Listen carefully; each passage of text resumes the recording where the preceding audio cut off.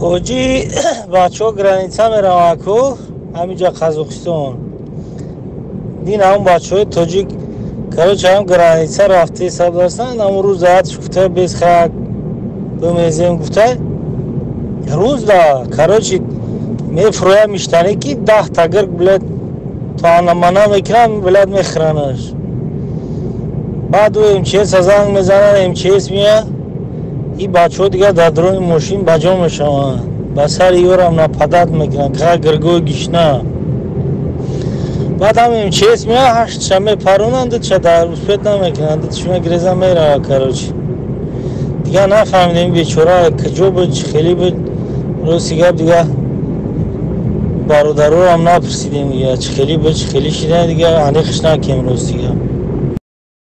السلام علیکم برادران و خواهرای عزیز و کسایی که این نوار را تماشا کرده سین به خاطر دیگران دیدن آگاه شدن در زیر ویدیو لایک کنین و کسی که به کانال ما مهمان میشین تو مچه پنپسس رو زیر کنین. دیروز درباره همون جوانی که لقمه گرگان شده بود ما نوار کردیم. افسوس صد افسوس که بسیار برادران بسیار دشنام های کردن.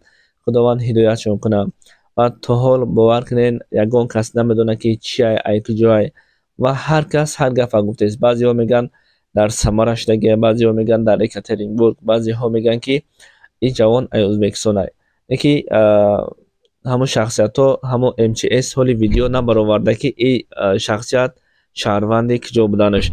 امروز صبح یک برادرمون همین گل و سوارما روی کرد، همین کارتینگ ها قطعی شما که در روی اکران دیدین. این واقعا روزی 24 ینوری سال 2024 شدگی بوده.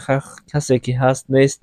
مقصد ما هم ای نواری پیشینمون درباره همین جوانی که میخواستیم بفهمیم شهروندی که جای خدا میگیم که یگان غریب بچه به این حال نه افتاد، زیرا که در وطن پدر و مادر یار و برادر فرزند واره انتظاره.